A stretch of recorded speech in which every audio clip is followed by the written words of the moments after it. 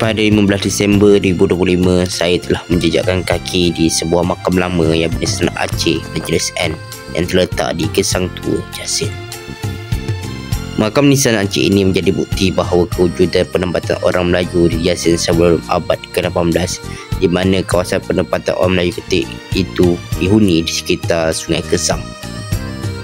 Makam ini terletak langsung di atas bukit di tanah persendirian. Makam ini teguh berdiri dengan binaan yang kukuh untuk melindungi makam daripada terkena hujan dan dirosakkan oleh haiwan buas.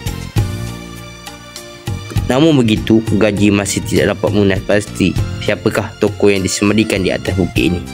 Namun demikian, tokoh ini merupakan figura pada abad ke-17 dan dikatakan oleh pemilik rumah iaitu Yazid bin Awal bahawa terdapat pengikut beliau di seberang jalan ini yang bernisan batu merah.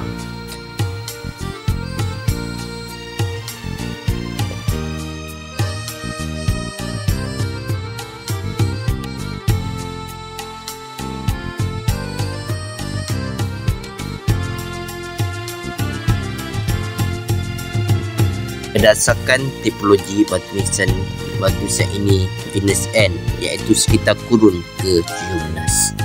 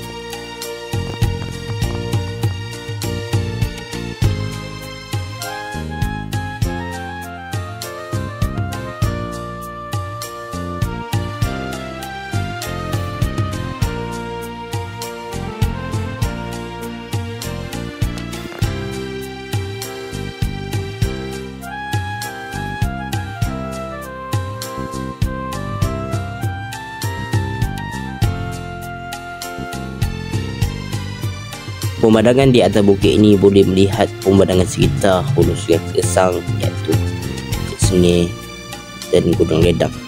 Kawasan ini amat penting